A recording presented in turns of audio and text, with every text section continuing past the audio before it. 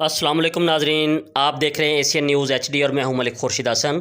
इलाकाई ख़बरों में रुख कर रहे हैं चौक मेतला से नुमाइंदा एशियन न्यूज़ टिब्बा अब्दुल शकूर चिश्ती की रिपोर्ट के मुताबिक चौक मेतला की सहाफ़ियों की सीनियर सहाफ़ी व चीफ एग्जेक्टिव मीडिया शिकायत सेल चौक मेतला राना अमजद से मुलाकात, सहाफ़ियों को दरपेश मसाइल बारे आगाह किया।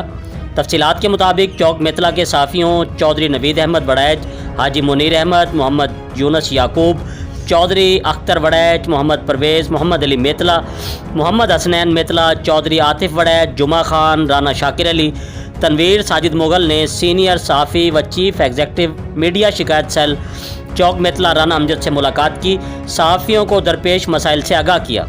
सीनियर सहाफ़ी राना अमजद ने सहाफ़ियों के मसाइल तरजीही बुनियादों पर हल करने की यकीन दहानी करवाई।